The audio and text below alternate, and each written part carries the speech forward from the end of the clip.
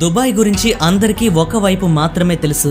But దుబాయ్లో జరిగే చీకటి కోణాలు ఈ వీడియోలో మీరు తెలుసుకోబోతున్నారు. 1990లో ఇది ఒక నిర్జీవ ప్రదేశం. మురికి నేల, ఫుల్గా వేడి, నీరు కూడా లేదు, చుట్టూ ఎడారి. బట్ ఇప్పుడు ప్రపంచంలో అద్భుతమైన దేశాల్లో ఒకటిగా మారింది.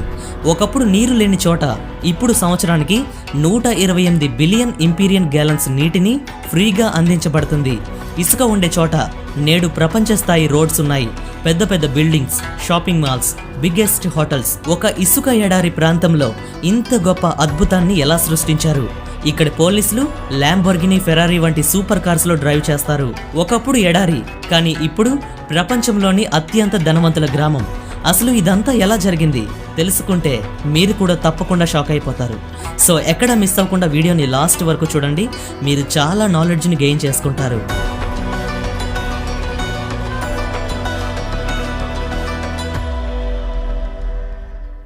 అయితే దుబాయ్ గురించి తెలుసుకునే ముందు మీరు ఖచ్చితంగా అబుదాబి గురించి తెలుసుకోవాలి. ఎందుకంటే దుబాయ్ చరిత్ర మొత్తం కూడా దీనితోనే లింక్ అయి ఉంటుంది. ఇది అబుదాబి, యుఏఈ రాజధాని అండ్ ప్రపంచంలోనే అత్యంత శక్తివంతమైన ధనిక నగరం. సాధారణంగా యుఏఈ పేరు వచ్చినప్పుడల్లా మనకు దుబాయ్ గుర్తొస్తుంది. అదే ఎత్తైన భవనాలు, విలాసవంతమైన హోటళ్లు అండ్ విలాసవంతమైన రిసార్ట్లు. అబుదాబిని ఎక్కువగా యునైటెడ్ ఎయిర్లైన్స్ అంటారు. ప్రస్తుతం మీకు స్క్రీన్పై 2 వ్యక్తుల చిత్రాలు కనిపిస్తున్నాయి. వాటిలో చాలా మందికి కుడివైపున ఉన్న వ్యక్తి గురించి తెలుసు అని నేను ఖచ్చితంగా అనుకుంటున్నా. అతనే Mohammed bin Rashid Al Maktoum, Dubai పాలకుడు. కానీ ఎడమవైపు ఉన్న వ్యక్తి షేక్ రషీద్ కంటే చాలా శక్తివంతమైన వాడు. 2019లో న్యూయార్క్ టైమ్స్లో ప్రచురించిన ఒక నివేదికలో ఇతను సౌదీ అరేబియాకు చెందిన మహమ్మద్ బిన్ సల్మాన్ కంటే శక్తివంతమైన, అరబ్ ప్రపంచంలో అత్యంత శక్తివంతమైన రాజకీయ నాయకుడిగా అనౌన్స్ చేయబడ్డాడు. మొత్తం పర్షియన్ గల్ఫ్లో ఏం జరిగినా యుఏఈ నేడు ఎక్కడ ఉందో అక్కడే నిలబడి ఉంటుంది. దుబాయ్ యొక్క ఈ పూర్తి వైభవం ఈ ఒక్క వ్యక్తి చేతిలోనే ఉంది. అతనే Sheikh Mohammed bin Zayed Al Nahyan. ఇతను అబుదాబి పాలకుడు, యుఏఈ అధ్యక్షుడు అండ్ గల్ఫ్లో అత్యంత శక్తివంతమైన అండ్ ధనిక రాజకీయ నాయకుడు. షేక్ మహమ్మద్ బిన్ జాయద్ అసలు ఎవరు? ఇంత శక్తివంతంగా ఎలా మారాడు? పాశ్చాత్య అగ్రరాజ్యాలైన అబుదాబిని అంత శక్తివంతంగా చేసింది ఏమిటి? మనం అబుదాబి చరిత్ర గురించి మాట్లాడినట్టయితే 18వ శతాబ్దానికి ముందు అసలు మానవ నాగరికత లేదు. అవును, కానీ దుబాయ్ చుట్టూ ఉన్న ఈ ప్రాంతం అంతా చాలా ముఖ్యమైనది. అండ్ ఇక్కడ వేలాది సంవత్సరాలుగా చిన్న తెగలు నివసిస్తున్నారు. ఆ సమయంలో ఈ ప్రాంతంలో అత్యంత ముఖ్యమైన అండ్ పెద్ద తెగ బనియాస్లో 20 చిన్న తెగలు ఉన్నాయి. వీటిని వివిధ కుటుంబాలు పాలించాయి. వారిలో అల్ ఫలాసీ తెగ ఒకటి. ఇది అల్ నహియాన్ అండ్ అల్ మక్తూమ్ కుటుంబానికి చెందిన తెగ. ఏది ఏమైనప్పటికీ 1761లో అల్ ఫలాసీ తెగకు చెందిన కొంతమంది ప్రజలు మంచినీటి కోసం ఇక్కడికి వచ్చి పర్షియన్ గల్ఫ్ తీర ప్రాంతంలో ఇక్కడ స్థిరపడ్డారు. ఈ ప్రాంతాన్ని నేడు అబుదాబిగా మనం పిలుచుకుంటున్నాం. అప్పట్లో వారి ఆర్థిక వ్యవస్థ అంతా కూడా ఫెర్ల్ డైవింగ్, అంటే సముద్రాల నుంచి ముత్యాలు వెతికి చేపలు పట్టేవారు. ఈ తెగ సముద్రాన్ని తవ్వి ముత్యాలు కనుక్కునేవారు. ఆపై ఆ ముత్యాలను ఇక్కడి నుంచి ఇరాన్, భారత్ మార్కెట్లకు పంపించేవారు. ఆ సమయంలో ముంబై ప్రపంచంలోనే అత్యంత ముత్యాల మార్కెట్. ఇక్కడ ఈ ముత్యాలన్నింటినీ పాలిష్ చేసి యూరప్ అండ్ టర్కీకి పంపేవారు. చూసారా ఈ ప్రజలు ఎలా బ్రతుకుతున్నారు? అండ్ మొత్తం వీళ్ళ పరిస్థితి చాలా దారుణంగా ఉండేది. ఎడారిలో ఏమీ పెరిగేది కాదు, కేవలం చేపలు అండ్ ఖర్జూరం తప్ప. తినటానికి, తాగటానికి వేరే ఏమీ ఉండేది కాదు. అందుకే వందల సంవత్సరాలుగా అబుదాబి జనాభా చాలా తక్కువగా ఉండేది. 20వ శతాబ్దం ప్రారంభంలో కూడా అబుదాబి మొత్తం జనాభా 6,000 మాత్రమే. ఆ సమయంలో జపాన్ అధిక నాణ్యత కలిగిన పాలిష్ చేసిన కృత్రిమ ముత్యాలను తయారు చేయటం ప్రారంభించినప్పుడు అబుదాబికి మరొక పెద్ద షాక్ తగిలింది. అండ్ దీని ఫలితంగా అబుదాబి ముత్యాల పరిశ్రమకు పూర్తిగా డిమాండ్ అనేది తగ్గిపోయింది. ఆపై 1929 నాటి మహామాంద్యం పూర్తయింది. పరిస్థితి చాలా దారుణంగా ఉంది. ప్రతి చోట పేదరికం, ఆకలి విపరీతంగా పెరిగిపోయింది. అండ్ ఈ పరిస్థితులు అబుదాబికి మాత్రమే కాదు, Dubai, Sharjah, Ajman and Saudi అరేబియాలో కూడా ఇలానే ఉన్నాయి. ఆ తర్వాత 1938లో సౌదీ అరేబియాలో చాలా పెద్ద చమురు నిల్వలు కనుక్కోబడినప్పుడు పాశ్చాత్య ప్రపంచం మొత్తం కూడా సౌదీ అరేబియా వైపు దృష్టి సారించటం ఒక పెద్ద మలుపు. ఆ సమయంలో అబుదాబి పాలకుడు Sheikh Butti bin Sultan Al Nahyan Saudi అరేబియాలో చమురుని కనుక్కోవడం చూసి అతను అబుదాబిలో చమురు నిల్వలను అన్వేషించడానికి పాశ్చాత్య కంపెనీలకు పూర్తి అనుమతి ఇచ్చాడు. కానీ మరుసటి సంవత్సరం 2వ ప్రపంచ యుద్ధం ప్రారంభమైంది అండ్ ఈ అన్వేషణ అక్కడితో ఆగిపోయింది. 2వ ప్రపంచ యుద్ధం తర్వాత ప్రపంచం త్వరగా పారిశ్రామికీకరణ వైపు వెళ్లటం ప్రారంభించింది అండ్ అందువల్ల చమురు డిమాండ్ కూడా చాలా గణనీయంగా పెరిగింది. ఈ కారణంగా పాశ్చాత్య కంపెనీలు అబుదాబిలో చమురు కోసం అన్వేషణను మరోసారి వేగవంతం చేశాయి. అలా 1958లో అబుదాబిలో కూడా చమురు నిల్వలు కనుక్కబడ్డాయి. అయితే ఈ ఆవిష్కరణ తర్వాత కూడా అబుదాబి పరిస్థితులు అసలు మారలేదు. ఎందుకంటే షేక్ బుత్ చమురు ద్వారా లభించే డబ్బు విషయంలో కొంచెం జాగ్రత్తగా ఉన్నాడు. ఈ చమురు నిల్వలు చాలా తక్కువ పరిమాణంలోనే ఉన్నాయని, చాలా ఏళ్ల తర్వాత అబుదాబి ఈ నిల్వలను పూర్తిగా కోల్పోతుంది అని అతను అభిప్రాయపడ్డాడు. కాబట్టి ఈ అన్వేషణ ఈ వేగంతో కొనసాగితే ఈ నిల్వలు అన్నీ ఇంకొన్ని రోజులకు ముగిసిపోతాయి. అందుకే ఈ చమురు నిల్వలను అన్వేషించటం ఇక్కడితో ఆపేయాలి అనుకున్నాడు. అబుదాబి ప్రపంచంలోనే 6వ అతిపెద్ద చమురు నిల్వలను కలిగి ఉందని అతను బహుశా ఆ సమయంలో గ్రహించలేకపోయాడు. షేక్ బుత్ మరింత చమురు అన్వేషణ నుంచి బ్రిటిష్ కంపెనీలను ఆపివేసేశాడు. దీని ఫలితంగా అల్ నహ్యాన్ కుటుంబంలో మిగిలిన సభ్యులు చాలా నిరాశకు గురయ్యారు. ఒకవైపు సౌదీ అరేబియా ఇప్పుడు $1 మిలియన్ చమురును ఎగుమతి చేస్తుంది. అండ్ ఇక్కడ ఇంత పెద్ద నిల్వలు ఉన్నప్పటికీ అబుదాబి యొక్క పరిస్థితులు మాత్రం అసలు మారలేదు. కొన్ని రోడ్లు, ఫుట్పాత్లు శాశ్వతంగా మూసేశారు. అయితే ఇదంతా చూసి 1966లో షేక్ జాయద్ బిన్ సుల్తాన్ తన సోదరునిపై తనే సైనిక తిరుగుబాటు చేసి అబుదాబికి పాలకుడు అయ్యాడు, తన సోదరుణ్ణి ఓడించి. అండ్ ఇది గల్ఫ్ యొక్క అతిపెద్ద మలుపు. ఈ రోజు గల్ఫ్ను ఈ స్థితికి తీసుకొచ్చిన వ్యక్తి ఇతనే. అందుకే ఇతన్ని వాలిద్ అల్ ఉమ్మా అని పిలుస్తారు. షేక్ జాయద్ తన అన్నకు పూర్తి భిన్నంగా ఆలోచించాడు. అతను చమురు ఆవిష్కరణ గురించి చాలా ఆశాజనకంగా ఉన్నాడు. ఈ ఆవిష్కరణ మొత్తం గల్ఫ్ ప్రాంతం యొక్క విధిని మార్చగలదు అని ఖచ్చితంగా భావించాడు. షేక్ జాయద్కు చాలా విశాల దృక్పథం ఉంది. ఈ ప్రాంతమంతా ముందుకు సాగాలంటే ఈ నగరాలన్నింటినీ ఏకతాటిపైకి తీసుకురావాలనే ఆలోచన అతనికి ముందు నుంచే ఉండేది. అబుదాబి చమురు డబ్బును ఆస్వాదించటం సాధ్యం కాదు. అండ్ దాని పొరుగువారు పేదరికం అండ్ ఆకలితో జీవించేవారు. ఎందుకంటే ఈ మొత్తం ప్రాంతంలో అబుదాబిలో ఉన్నంత చమురు ఎవ్వరికీ లేదు. బ్రిటిష్ సామ్రాజ్యం కూడా ఇకపై ఈ దేశాలన్నింటినీ పాలించలేమని డిసైడ్ చేసుకున్న సమయం అది. ఆపై డిసెంబర్ 1971లో బ్రిటన్ ఈ ప్రాంతాన్ని విడిచిపెట్టింది. అండ్ షేక్ జాయద్ నాయకత్వంలో 6 రాష్ట్రాల్లో ఒక కొత్త దేశం సృష్టించబడింది. ఈరోజు మనకు అదే యుఏఈగా పిలుస్తున్నాం. Abu Dhabi, Dubai, Sharjah, Ajman, Al Kuwait and Fujairah ఈ 6 రాష్ట్రాల్లో చేర్చబడ్డాయి. ఆపై ఒక సంవత్సరం తర్వాత 1972లో రసల్ ఖైమా కూడా యుఏఈలో భాగమైంది. అబుదాబి ఈ కొత్త దేశానికి రాజధానిగా మారింది. And Sheikh Zayed bin Sultan Al Nahyan UAE యొక్క మొదటి అధ్యక్షుడు అయ్యాడు. షేక్ జాయద్ మొదటి కంపెనీల అవసరాల కోసం డబ్బును ఖర్చు చేయటం ప్రారంభించాడు. రహదారి నెట్వర్క్ల నిర్మాణం ప్రారంభించబడింది. ఇది అబుదాబిని సమీప గ్రామాలకు అనుసంధానించబడుతుంది. విద్యుత్ ఉత్పత్తి ప్రాజెక్టులను స్టార్ట్ చేశారు. అబుదాబికి ఉత్తరాన సముద్రపు తుఫాన్లను నివారించడానికి తీర ప్రాంతం వెంబడి గోడను నిర్మించారు. దీని తర్వాత షేక్ జాయద్ మౌలిక సదుపాయాలను అభివృద్ధి చేయటంపై దృష్టి పెట్టారు. పాఠశాలలు, ఆసుపత్రులు, ప్రభుత్వ భవనాలు, పోలీసులు, సైన్యం ఇలా అన్ని ప్రాథమిక విభాగాలకు సంబంధించిన అత్యాధునిక పరికరాలు అండ్ శిక్షణ ఇవ్వబడ్డాయి. ఇప్పుడు దుబాయ్లో చమురు నిల్వలు ఎక్కువగా లేవు. షేక్ జాయద్ దుబాయ్ పాలకుడు అల్ ముక్తుమ్ బిన్ రషీద్ కు దుబాయ్ యొక్క మౌలిక సదుపాయాలను అభివృద్ధి చేయమని అండ్ దుబాయ్ యొక్క విధిని 2 విషయాల ద్వారా మార్చమని సలహా ఇచ్చాడు. ఒకటి దుబాయ్ ఓడరేవు అండ్ మరొకటి దుబాయ్ టూరిజం. ఈ విషయంలో అబుదాబి దుబాయ్కి మౌలిక సదుపాయాలను అభివృద్ధి చేయడానికి చాలా నిధులు ఇచ్చింది. ఆపై నెమ్మదిగా దుబాయ్ కూడా దాని మౌలిక సదుపాయాలకు ప్రసిద్ధి చెందడం ప్రారంభించింది. చమురు కనుక్కోబడిన కొంత సమయం తర్వాత అతను ఆర్థిక పెట్టుబడి బోర్డును సృష్టించాడు. దీని పని చమురు నుంచి వచ్చే అదనపు డబ్బును వివిధ విషయాల్లో పెట్టుబడి పెట్టడం. దీని వెనుక ఉన్న దృష్టి భవిష్యత్తులో చమురు తగ్గినప్పటికీ అబుదాబికి చాలా ఆదాయ మార్గాలు ఉండాలని, దానికి ఎటువంటి సమస్య రాకూడదు అని. నేటికి అబుదాబి యొక్క పెట్టుబడి నిధిలో $1.3 ట్రిలియన్ పెట్టుబడులు ఉన్నాయి. వీటిలో $900 బిలియన్ అబుదాబి పౌరులకు మాత్రమే. అంటే $900 బిలియన్ ను 3 లక్షలతో భాగిస్తే అబుదాబిలో ప్రతి ప్రాంతంలో $3 మిలియన్ వస్తాయి. దీని ప్రకారం అబుదాబి స్థానికులు ప్రపంచంలోనే అత్యంత ధనవంతులు. అండ్ ఈ సంపద షేక్ జాయద్ మార్గదర్శకత్వంలో ఈ ఫండ్ రియల్ ఎస్టేట్ నుంచి, చమురు నుంచి వచ్చే అదనపు డబ్బును ఈక్విటీ ఫండ్లు, హోటళ్లు, విమానాశ్రయాలు, ఫ్యాక్టరీలు అండ్ బ్యాంకులకు కూడా తీసుకుంది. అందుకే ఆర్థిక సంక్షోభం వచ్చినప్పుడల్లా అబుదాబి దాన్ని పెద్దగా పట్టించుకోదు. ఫర్ ఎగ్జాంపుల్కి 2008లో ఆర్థిక సంక్షోభం వచ్చి దుబాయ్ ఆర్థిక వ్యవస్థ కుప్పకూలిపోయినప్పుడు అబుదాబి $10 బిలియన్ రుణం ఇచ్చింది. అండ్ దుబాయ్ని బెయిల్ అవుట్ చేసింది. అండ్ దీనికి తోడు దుబాయ్లోని ఈ ప్రసిద్ధ ఎత్తైన భవనం పేరును బుర్జ్ దుబాయ్ నుంచి బుర్జ్ ఖలీఫాగా అబుదాబి పాలకుడి పేరు మీద మార్చారు. నేటికి దుబాయ్ అప్పు దాదాపు $90 బిలియన్. ఇందులో $20 బిలియన్ అబుదాబి నుంచి తీసుకున్న రుణం మాత్రమే. దుబాయ్ ఇంకా దాన్ని తిరిగి ఇవ్వలేదు. కాబట్టి ఇది అబుదాబి యొక్క ఆర్థిక బలం. సౌదీ అరేబియా తర్వాత యునైటెడ్ స్టేట్స్ నుంచి అత్యధికంగా ఆయుధాలను కొనుగోలు చేసిన రెండవ అతిపెద్ద దేశం యుఏఈ. ఇది మాత్రమే కాదు, 2003లో యుఏఈ సైన్యం ఇది Somalia, Yemen, Egypt and Libya వంటి అనేక దేశాల్లో కార్యక్రమాల్లో చురుగ్గా పాల్గొంటుంది. అదనంగా యుఏఈలోని వైద్యపరంగా ఫిట్ అయిన ఎమిరాటీ పురుషులందరికీ కూడా భారత సైనిక సేవ శిక్షణ తీసుకోవడం తప్పనిసరి. అండ్ సైన్యం మాత్రమే కాదు, యుఏఈ పోలీసులు కూడా ప్రపంచంలోనే అత్యంత సుసంపన్నమైన అండ్ శిక్షణ పొందిన పోలీసుల దళం.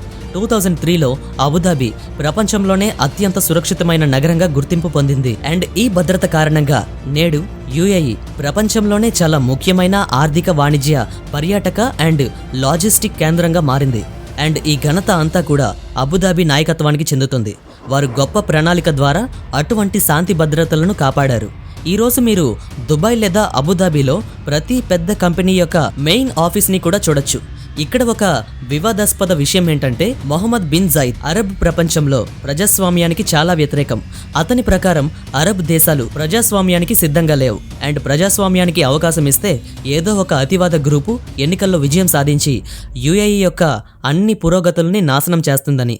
అందుకే మహమ్మద్ బిన్ జైద్ బలమైన మిలిటరీ ద్వారా ప్రతి ఒక్కరిని అదుపులో ఉంచుతున్నాడు. ఈ బలమైన సైనిక అండ్ ఆర్థిక వ్యవస్థ కారణంగానే నేడు అబుదాబి యుఏఈ అండ్ మొత్తం గల్ఫ్ యొక్క భౌగోళిక రాజకీయ వ్యూహాన్ని కూడా కంట్రోల్ చేస్తుంది.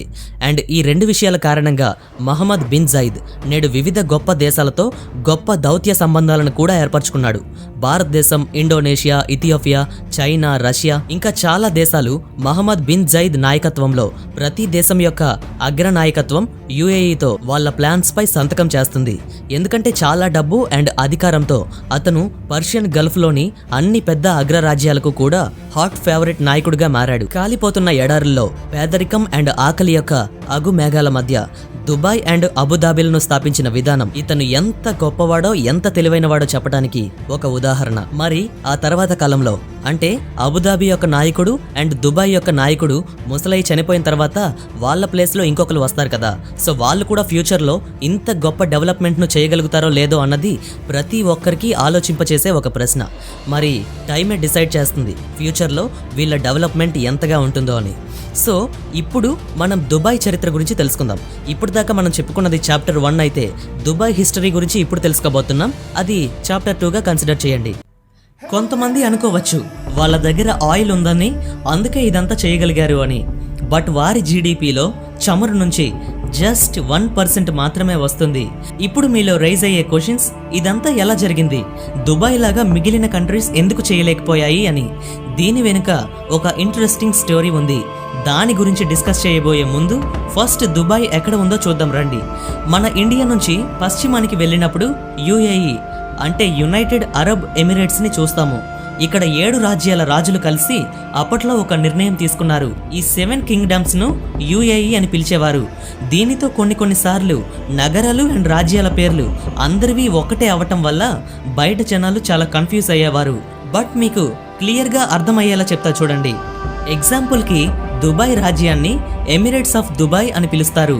అండ్ ఎమిరేట్స్ ఆఫ్ దుబాయ్ లోపల ఒక సిటీ ఉంటుంది, అదే దుబాయ్ సిటీ. అలానే అబుదాబి సిటీ అబుదాబి నగరంలో ఉంటుంది. గైస్, ఇప్పుడు చెప్పే 1 మినిట్ కంటెంట్ కొంచెం స్లోగా ఉంటుంది. బట్ ఈ బ్యాక్గ్రౌండ్ స్టోరీ తెలిస్తేనే తర్వాత ఈ డెవలప్మెంట్ ఎలా జరిగింది అన్నది ఇంకా బాగా అర్థమవుతుంది. సో ఏ పార్ట్ని స్కిప్ చేయొద్దు, ఫుల్గా వీడియో చూడండి, మీకు పిచ్చిగా నచ్చుతుంది. అసలేం జరిగిందంటే 1820వ సంవత్సరం నుంచి మాట్లాడుకున్నట్టయితే ఈ ప్రాంతంలో అసలప్పుడు ఏమీ లేదు. వివిధ రాజులు అంటే షేక్లు వాళ్ళ ప్రాంతాలను రూల్ చేసుకునేవారు. అండ్ ఆ ప్రాంతాలను షేక్డమ్ అని పిలిచేవారు.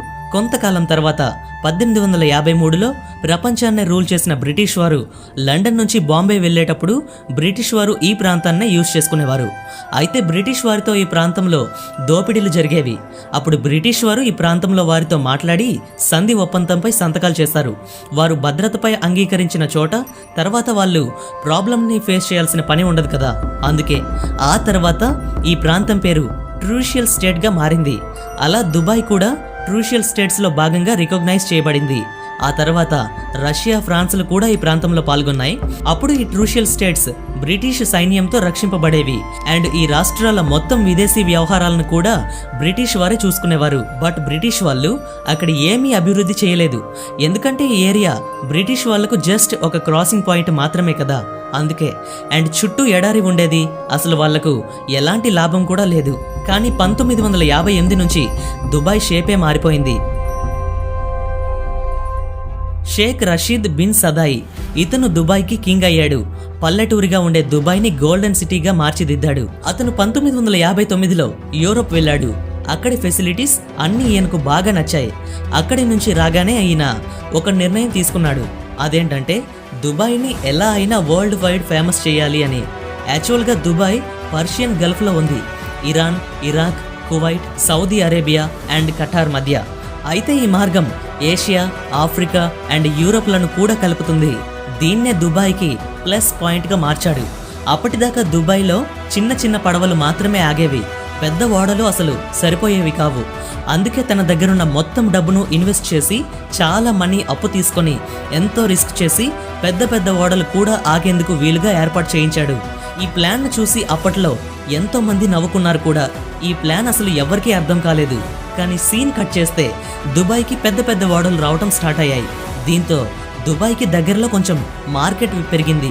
షేక్ రషీద్ ఇక్కడితో ఆగకుండా ఎయిర్పోర్ట్ కట్టించాడు. వచ్చిన డబ్బంతా ఇలా వసతులు కల్పించేందుకే ఖర్చు చేశాడు. తర్వాత 1966లో దుబాయ్లో ఆయిల్ దొరికింది. బట్ పక్క దేశాలతో పోల్చితే ఈ ఆయిల్ కొంచెం తక్కువే. కానీ ఈ ఆయిల్ ఎక్కువ కాలం ఉండదని షేక్ రషీద్ ముందుగానే గుర్తించి చమురు నుంచి వచ్చిన డబ్బంతా వేరే వాటిపై పెట్టుబడులు పెట్టేవాడు. అండ్ అదే టైంలో దుబాయ్ వంటి దేశాలు బ్రిటిష్ వారి నుంచి స్వాతంత్ర్యం పొందాయి. సాధారణంగా పెద్ద పెద్ద షిప్లు ఒక ప్లేస్ నుంచి ఇంకొక ప్లేస్కు వెళ్ళేటప్పుడు ఫ్యూయల్ నింపటానికి, లోడ్ చేయటానికి వారికి పోర్ట్స్ అవసరం. అలా దుబాయ్ వంటి ప్లేసెస్లో పోర్ట్స్ నిర్మిస్తే ఖచ్చితంగా సక్సెస్ అవుతుందని షేక్ రషీద్ అర్థం చేసుకుని పోర్ట్స్ నిర్మించాడు. ఇప్పుడు పెద్ద పెద్ద నౌకలు సైతం ఇక్కడ ఆగుతున్నాయి. షిప్స్ ఆగినప్పుడు ఎప్పుడు కూడా అక్కడ దగ్గరలో చాలా బిజినెస్ జరిగేది. ఎలా అంటే ఫర్ ఎగ్జాంపుల్కి ఒక రోడ్డు ఒక విలేజ్ మీదుగా ఉంది. ఇప్పుడు ఆ గ్రామస్తులు రోడ్డు పక్కల ప్రతిదీ అందుబాటులోకి ఉంచారనుకోండి, అప్పుడు ఆ గ్రామంలో బిజినెస్ చాలా బాగా జరుగుతుంది కదా. ఎగ్జాక్ట్గా ఇలానే పోర్ట్స్ విషయంలో కూడా జరిగేది. 1972లో షేక్ రషీద్ ఒక పోర్ట్ను నిర్మించాడు. దాని సక్సెస్ చూసి 1979లో పోర్ట్ జబెల్ అలీని నిర్మించాడు. ఇదే ప్రపంచంలో అతిపెద్ద ఓడరేవు. ఈ వర్క్స్ అన్నింటికీ కన్స్ట్రక్షన్స్ జరుగుతూ ఉండగా వచ్చే షిప్స్ను రిపేర్ చేయడం కోసం దుబాయ్ డ్రై డాక్స్ను నిర్మించింది. ఇక్కడి నుంచే దుబాయ్ అసలు సక్సెస్ స్టార్ట్ అయింది. అన్ని దేశాలు చమురు నుంచి వస్తున్న డబ్బుతో బాగా ఎంజాయ్ చేస్తూ ఉంటే షేక్ రషీద్ ప్లానింగ్స్ మాత్రం చాలా డిఫరెంట్గా ఉండేవి. ఇక్కడ ఆ తర్వాత ఎవ్వరూ ఊహించని ఒక పని జరిగింది. అదేంటంటే దుబాయ్ పోర్ట్స్లో చాలా షిప్స్ వచ్చేవి. వేరే కంట్రీస్ అయితే పోర్ట్స్ పైన ట్యాక్స్ను పెంచుతాయి, కానీ దుబాయ్లో మాత్రం కమర్షియల్ ఫ్రీ జోన్ చేసేశారు. అంటే ట్యాక్స్ లెస్ ఏరియా అన్నమాట. దీంతో export tax, import tax, manufacturing tax లాంటివి అన్నీ ఫ్రీ చేసేశారు. ఇదే షేక్ రషీద్ చేసిన గేమ్ చేంజింగ్ మాస్టర్ ప్లాన్. దీనివల్ల ఈ పోర్ట్స్ అందరికీ ఇష్టంగా మారాయి. దుబాయ్ జీడిపిలో 24% దీని నుంచే రావటం స్టార్ట్ అయింది. దుబాయ్ని డెవలప్ చేయడానికి ఎంతోమంది టాలెంటెడ్ ఫారినర్స్ను పిలిపించాడు. ఆ టైంలోనే ఒక ముఖ్యమైన సంఘటన జరిగింది. ఏంటంటే పాకిస్తాన్లో కరాచీ ఎయిర్పోర్ట్ ఫుల్ రష్గా ఉండే ఎయిర్పోర్ట్. ఎందుకంటే అన్ని కంట్రీస్ నుంచి వచ్చే విమానాలకు ఈ ఎయిర్పోర్ట్ ఎంతో అనువుగా ఉండేది. అమెరికా నుంచి బ్రిటిష్ ఎయిర్వేస్ వరకు ప్రతిదీ పాకిస్తాన్ ఎయిర్పోర్ట్ నుంచే వెళ్ళేది. ఈ రీజన్ కారణంగా పాకిస్తాన్ ఇంటర్నేషనల్ ఎయిర్లైన్ చాలా పెద్దదిగా మారింది. షేక్ రషీద్ ఈ విషయాన్ని దుబాయ్ గుండా వెళ్ళాలనుకున్నాడు. ఎందుకంటే దుబాయ్ యొక్క పొజిషన్ కూడా చాలా అనువైనదే కదా. అందుకే దీనికోసం ఎక్కువ సంఖ్యలో రన్వేలు కన్స్ట్రక్ట్ చేయబడ్డాయి. అన్ని విమాన సంస్థలకు ఒక స్పెషల్ బెనిఫిట్ ఉండేది. అదేంటంటే అన్ని విమాన సంస్థలు like Singapore airlines, air India, Malaysian airlines ఈ అన్ని ఫ్లైట్స్కు ఫ్యూయల్ నింపుకునే కేంద్రంగా ఈ దుబాయ్ మారింది. అయితే ఇది ఇక్కడితో ఆగలేదు. ఎందుకంటే షేక్ ఈ మొత్తం వ్యాపారాన్ని దుబాయ్కి కనెక్ట్ చేయాలనుకున్నాడు. 1985లో విమానయాన సంస్థను కూడా ప్రారంభించాడు. దానికి ఎయిర్ ఎమిరేట్స్ అని పేరు పెట్టాడు. వారు పాకిస్తాన్కు ఎక్స్ట్రా మనీ ఇచ్చి మరీ ఫ్లైట్స్ని కొనటం ప్రారంభించారు. సో క్రమంగా పాకిస్తాన్ మొత్తం వ్యాపారాన్ని దుబాయ్కి ఫ్లిప్ చేసేశారు. అండ్ దుబాయ్ ఎయిర్లైన్స్ మిగిలిన అన్ని ఎయిర్లైన్స్ని బీట్ చేసేసింది. దుబాయ్ గవర్నమెంట్ కూడా ఎమిరేట్స్కు ఎలాంటి ట్యాక్స్ లేకుండా ఫ్రీ చేసేసింది. దీంతో ఎయిర్లైన్స్ పోటీలో నెంబర్ 1 అయింది. పైగా దుబాయ్లో రూల్స్ ఎలా ఉంటాయంటే ఏ దేశం నుంచి ఎవరైనా ఎలాంటి మొహమాటం లేకుండా దుబాయ్ని విజిట్ చేయొచ్చు. ఇక్కడ ఫెసిలిటీస్ అన్నీ చాలా బాగుంటాయి. అందుకే ఒక్కసారి దుబాయ్ని విజిట్ చేసిన వారు మళ్ళీ మళ్ళీ ఇక్కడికి రావాలని కోరుకుంటారు. షేక్ రషీద్ అప్పట్లో ఏమనుకున్నాడంటే ప్రపంచం నలుమూలల నుంచి షిప్స్ రాగలిగినప్పుడు మనుషులు ఎందుకు రాలేరు, వాళ్ళు కూడా తప్పకుండా వస్తారు అని అనుకున్నారు. కానీ చివరికి అదే నిజమైంది. అలా లాస్ట్కి దుబాయ్లో పెద్ద పెద్ద బిల్డింగ్స్, హోటల్స్ నిర్మించడం ద్వారా బెస్ట్ టూరిస్ట్ అట్రాక్షన్గా మారింది. అయితే హోటల్స్, ఎక్స్ట్రా ఫెసిలిటీస్ వీటి వల్ల కూడా ఎక్కువ సంఖ్యలో జనాలు రాలేకపోయారు.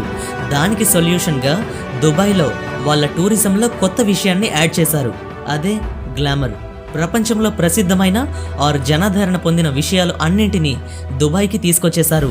అయితే బుర్జ్ అల్ అరబ్ హోటల్ను 1999లో దుబాయ్లో కన్స్ట్రక్ట్ చేశారు. అప్పట్లో ఇది ప్రపంచంలో అత్యంత ఎత్తైన హోటల్. ఆ టైంలోనే షేక్ రషీద్ మరణించాడు. ఆ తర్వాత షేక్ మహమ్మద్ కింగ్ అయ్యాడు. ఈయన కూడా తన తండ్రి లాంటి వాడే. ఈ హోటల్ 1999లో ఓపెన్ అయింది. ఇది అత్యంత విలాసవంతమైన ఖరీదైన హోటల్స్లో ఒకటి. అయితే అప్పట్లో ఇదే ప్రపంచంలో ఏకైక 7 స్టార్ హోటల్. పైగా ఓన్ హెలీప్యాడ్ కూడా ఉండేది. ఇలా పెద్ద పెద్ద బిల్డింగ్స్తో దుబాయ్ మొత్తం ప్రపంచం దృష్టిని ఆకర్షించింది. యాక్చువల్గా అన్ని కంట్రీస్ కంటే స్పెషల్గా పెద్దగా క్రియేట్ చేసినప్పుడే అవి జనాలందరికీ నచ్చుతాయి. అలా ఇసుకపై ఇల్లు కట్టడమే ఇంపాసిబుల్ అనుకున్న ఈ నేలపై అనేక భవనాలు నిర్మించబడ్డాయి. మొత్తం సిటీని సముద్రం లోపల నింపి నిర్మించారు. ఇలాంటి ఊహ కలలో కూడా ఊహించుకోవటం కష్టమే. బట్ దాన్ని నిజంగా చేసి చూపించారు. పైగా ఈ కంట్రీ మొత్తాన్ని ట్యాక్స్ ఫ్రీ చేసేశారు. కంట్రీలో వ్యక్తులు అండ్ బిజినెస్ మ్యాన్స్ ఎవ్వరూ ఎలాంటి ట్యాక్స్ను పే చేయాల్సిన పని లేదు. దాని కారణంగా ప్రపంచంలో ఉన్న ధనవంతులంతా వాళ్ళ వ్యాపారాలను, ఆఫీసులను ఇక్కడికే షిఫ్ట్ చేసేసుకున్నారు. దుబాయ్లో దాదాపు 35 లక్షల మంది నివసిస్తున్నారు. బట్ వీరిలో ఎమిరేట్స్ శాశ్వత పౌరులు 3 లక్షల మంది మాత్రమే. దుబాయ్లో ఎక్కువ మంది విదేశీయులు ఉన్నప్పటికీ వీరందరికీ పౌరసత్వం ఇవ్వదు. పైగా కేవలం ఒక్క ఎమిరేట్ పర్సన్ని పెళ్లి చేసుకున్నా సరే మీకు పౌరసత్వం లభించదు. పౌరసత్వం కావాలంటే మీకు పిల్లలు పుట్టి కనీసం 7 నుంచి 10 సంవత్సరాల తర్వాత వస్తుంది. అండ్ మీకు పిల్లలు లేకపోతే పెళ్ళైన 10 సంవత్సరాల తర్వాత పౌరసత్వం వస్తుంది. దుబాయ్ పౌరసత్వం వల్ల చాలా ప్రయోజనాలున్నాయి. Free education, free health care, housing allowance and cost of living allowance, ఇంకా చాలా ఫెసిలిటీస్ కల్పిస్తారు. మీకు ఒకవేళ ల్యాండ్ అనేది లేకపోతే దుబాయ్కు హెల్ప్ అడిగి మీరు భూమిని కూడా ఫ్రీగా పొందొచ్చు. ఒక్క మాటలో చెప్పాలంటే ఒక ఎమిరేటీ పౌరుడు ఏ పని చేయకుండానే లక్షాధికారి అవుతాడు. దుబాయ్ పౌరులు ఎప్పుడూ హ్యాపీగా ఉండాలని ఈ ఫెసిలిటీస్ అన్నీ కల్పించబడ్డాయి. ఎందుకంటే ఇన్ కేస్ ఒకవేళ వాళ్ళు హ్యాపీగా లేరనుకోండి, అప్పుడు ప్రజాస్వామ్యం గురించి అడగటం ప్రారంభిస్తారు. 2011లో ఒకసారి మిడిల్ ఈస్ట్లో ఇలానే నిరసనలు కూడా జరిగాయి. బట్ దుబాయ్లో ఎలాంటి నిరసనలు జరగలేదు. ఎందుకంటే దుబాయ్ ప్రజలు తమ గవర్నమెంట్తో ఎంతో హ్యాపీగా ఉన్నారు. కానీ ఈ దుబాయ్ జర్నీ అందరికీ సంతోషాన్ని కలుగజేయలేదు. ఎందుకంటే ఈ దుబాయ్ నిర్మాణానికి పనిచేసిన కార్మికులంతా దుబాయ్ పౌరులు కాదు. ఇండియా, పాకిస్తాన్, బంగ్లాదేశ్, నేపాల్, ఫిలిప్పైన్స్కు చెందిన వాళ్ళు. వాళ్ళను మంచిగా చూసుకునేవారు కాదు. జీతం కూడా చాలా తక్కువ ఇచ్చేవారంట. యాక్చువల్గా ఏం జరిగిందంటే దుబాయ్ అండ్ అదర్ గల్ఫ్ కంట్రీస్లో పక్క దేశాల నుంచి పనిచేయడానికి కార్మికులు వచ్చినప్పుడు వాళ్ళు నేరుగా రాలేరు. కఫాలా సిస్టమ్ ద్వారా వస్తారు. ఈ సిస్టమ్ ద్వారానే దుబాయ్ ఓనర్స్కు ఇలా పక్క దేశాల నుంచి కూలీలను తీసుకొచ్చేందుకు గవర్నమెంట్ పర్మిషన్ ఇస్తుంది. ఆ తర్వాత కూలీలకు పాస్పోర్ట్స్ ఇవన్నీ వాళ్ళే చూసుకొని దుబాయ్కి తీసుకురావటమే ఈ కఫాలా సిస్టమ్ వర్క్. ఈ కూలీలు అక్కడ స్టే చేయటం ఇవంతా కూడా వీసాకు లింక్ చేయబడి ఉంటాయి. సో ఒక విధంగా అక్కడ ఈ కార్మికులపై ప్రభుత్వానికి బదులుగా ఈ ప్రైవేట్ ఓనర్స్కే ఎక్కువ రైట్స్ ఉండేవి. ఇదే ఈ కఫాలా సిస్టంలో ఉన్న మెయిన్ ప్రాబ్లం. వేరే కంట్రీస్ నుంచి ఈ కూలీలు ఇక్కడికి వచ్చిన తర్వాత ఈ ఓనర్స్ చెప్పిన మాటే వినాలి. ఎందుకంటే వీళ్ళ పాస్పోర్ట్, వీసాలు వీళ్ళ దగ్గరే ఉండేవి కాబట్టి సడన్గా వాళ్ళు పని మానేద్దామంటే కుదరదు. పైగా వాళ్ళు తెచ్చుకున్న ఫోన్స్, వీసా, పాస్పోర్ట్స్ను ఉంచుకొని కూలీలను బ్లాక్మెయిల్ చేసేవారు. కూలీలకు అక్కడి చదువు భాష తెలియకపోవడంతో ఎక్కడ పడితే అక్కడ వీళ్ళ సంతకాలను పెట్టించేసుకునేవారు. జీతాలు సరిగ్గా ఇచ్చేవారు కాదు. వాళ్ళ ఇంట్లో వాళ్ళతో మాట్లాడటానికి కూడా అసలు ఛాన్స్ ఇచ్చేవారు కాదు. వీళ్ళను రోజులో 20 గంటలు పని చేయించుకునేవారు. 4 గంటల కంటే తక్కువసేపు నిద్రపోనిచ్చేవారు. అండ్ వీళ్ళకు సెలవులు కూడా ఉండేవి కావు. దుబాయ్లో మగవాళ్లపై కంటే మహిళలపై రూల్స్ చాలా క్రిటికల్గా ఉండేవి. 2018లో దుబాయ్ కింగ్ షేక్ మహమ్మద్ యొక్క సొంత కూతురు యువరాణి లతీఫా దుబాయ్ నుంచి పారిపోయి మన ఇండియాలో ఉండే గోవాకు చేరుకుంది. ఇండియన్ సెక్యూరిటీ ఫోర్స్ ఆమెను పట్టుకుంది. ఆమె ఏం చెప్పిందంటే ఆమె కావాలనే తన తండ్రి దగ్గర నుంచి పారిపోయి ఇక్కడికి వచ్చిందని అండ్ తనకు సెక్యూరిటీ కావాలని చెప్పింది. అయితే ఇండియన్ స్పెషల్ ఫోర్స్ మాత్రం ఈమెను ఒక ప్రైవేట్ జెట్లో దుబాయ్కి తిరిగి పంపించేశారు. నెక్స్ట్ 2021లో ఈమె సీక్రెట్గా ఒక వీడియోని తీసి ఇంటర్నెట్లో పోస్ట్ చేసింది. అందులో ఏముందంటే ఈమెను తన తండ్రి దుబాయ్లో ఒక కస్టడీలో ఉంచాడని అండ్ ఈమె జీవితం చాలా ప్రమాదంలో ఉంది అని చెప్పింది. అలానే 2019లో యువరాణి హయాబింట్ దుబాయ్ కింగ్ యొక్క భార్య తన 2 పిల్లలతో కలిసి ఇంగ్లాండ్ వెళ్ళిపోయింది. ఆమెకు అక్కడ ఆశ్రయం కల్పించారు. అదేవిధంగా సంసా అనే లతీఫా సోదరి 2000 ఇయర్లో కనిపించకుండా పోయి లండన్ పారిపోయి బ్రతుకుతుంది. బట్ ఆమెను కిడ్నాప్ చేసి ప్రైవేట్ జెట్లో మళ్ళీ దుబాయ్కి తీసుకొచ్చేశారు. 2020 ఇయర్ జూన్లో యూకే కోర్టులో ఆమెను కిడ్నాప్ చేసింది తన కన్న తండ్రేనని తేలింది. సో ఇలా దుబాయ్ ఒక వైపు నుంచి చూస్తే ఇలా కనిపిస్తుంది అండ్ మరో వైపు నుంచి చూస్తే ఇలా కనిపిస్తుంది. కానీ ఒక ఎడారి భూమిని మహానగరంలో మార్చిన ఈ మొత్తం స్టోరీ విన్న తర్వాత మీకేమనిపించిందో కింద కమెంట్ చేయండి. అండ్ ఇంత లాంగ్ వీడియోని మీరు ఇక్కడి దాకా చూసినట్టయితే మీకు చాలా చాలా థ్యాంక్స్. అలానే ఇంత పెద్ద వీడియోని రెడీ చేయడానికి నాకు కూడా చాలా టైమే పట్టింది అండ్ ఎంతో వర్క్ కూడా పెట్టాల్సి వచ్చింది. సో ఒకవేళ నా హార్డ్ వర్క్ మీకు నచ్చినట్టయితే వీడియోని లైక్ చేసి మన ఛానల్కు సబ్స్క్రైబ్ అవ్వండి. అన్నట్టు చెప్పడం మర్చిపోయా, ఇక్కడ ఎండ్ స్క్రీన్లో కనిపిస్తున్న వీడియో చాలా బాగుంటుంది, క్లిక్ చేసి చూసేయండి.